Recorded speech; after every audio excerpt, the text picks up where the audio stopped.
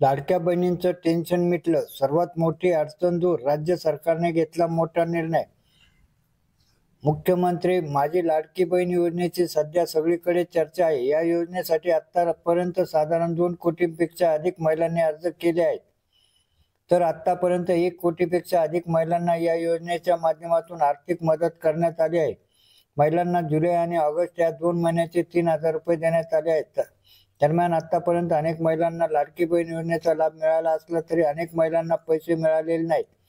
वेगवेगळ्या चार्जेस अंतर्गत महिलांच्या बँक खात्यावर जमा झालेले पैसे संबंधित बँका कापून घेत आहेत. याच अडचणीची राज्य सरकारने दखल घेतली आहे. महिलांना नेमकी काय अडचण येत होती? माझी लाडकी बहीण योजनेअंतर्गत पात्र ठरलेल्या महिलांच्या बँक खात्यात सरकारने जुलै आणि ऑगस्ट महिन्याचे एकूण 3,000 रुपये टाकले आहेत. आतापर्यंत 1 कोटीपेक्षा अधिक महिलांच्या बँक खात्यावर ही रक्कम वर्ग करण्यात आली आहे. महिलांचे आधार कार्ड ज्या बँक खात्याला लिंक आहे त्या बँक खात्यावर हे पैसे टाकण्यात आले आहेत. मात्र अनेक लाभार्थी महिलांचे पैसे बँकांनी कापून घेतले आहेत. मिनिमम बॅलन्स न ठेवल्यामुळे लागणारे चार्जेस तसेच इतर दंडात्मक कारवाईच्या नावाखाली महिलांना मिळालेल्या 1,500 ते 3,000 रुपयातली काही रक्कम कापून घेण्यात आली आहे. म्हणजेच राज्य सरकारने लाडकी बहीण योजनेअंतर्गत प्रति महिना 1,500 रुपये या हिशोबाने पात्र महिलांच्या बँक खात्यावर पैसे टाकले आहेत. पण अनेक महिलांना मात्र ही संपूर्ण रक्कम मिळालीच नाही. राज्य सरकारने घेतली दखल. याच कारणामुळे अनेक महिलांनी आम्हाला बँक पैसे देण्यास नकार देत असल्याची तक्रार केली. तर काही महिलांनी आम्हाला लाडकी बहीण योजनेची संपूर्ण रक्कम मिळालीच नाही असे सांगितले होते. राज्य सरकारने महिलांच्याच याच अडचणीची दखल घेतली आहे.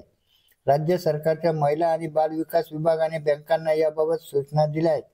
मुख्यमंत्री माझी लाडकी बहीण योजनेचे पैसे बँकांनी कपात करू नये. महिला व बाल विकास विभागाकडून बँकांना सूचना.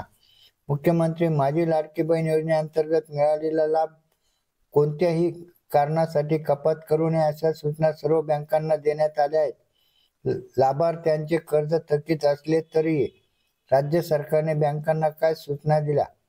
राज्य सरकारने बँकांना दिलेल्या या सूचनांबाबत महिला आणि बाल विकास मंत्री आदिती तटकरे यांनी एक समाज माध्यम खात्यावरून माहिती दिली आहे. मुख्यमंत्री माझी लाडकी बहीण योजनेअंतर्गत मिळालेला लाभ कोणत्याही कारणासाठी कपात करू नये अशा सूचना सर्व बँकांना देण्यात आल्या आहेत. लाभार्थ्यांचे कर्ज थकीत असले तरीही मुख्यमंत्री माझी लाडकी बहीण योजनेअंतर्गत मिळालेले पैसे त्या कर्जासाठी वजा करता येणार नाहीत. कोणत्याही कारणास्तव लाभार्थ्यांचे खाते गोठवण्यात आले असेल तर ते पूर्ववत करण्यात यावे असे निर्देश बँकांना दिले आहेत, असे आदिती तटकरे यांनी सांगितले आहे. दरम्यान राज्य सरकारच्या या निर्णयानंतर आता लाडकी बहीण योजनेच्या लाभार्थी महिलांना राज्य सरकारने दिलेली संपूर्ण रक्कम मिळणार आहे. बँकांकडून कोणतेही शुल्क कापले जाणार नाही. अशीच नवनवीन माहिती मिळवण्याकरता कृपया आपल्या चॅनलला सबस्क्राईब करावे ही नम्र विनंती. धन्यवाद.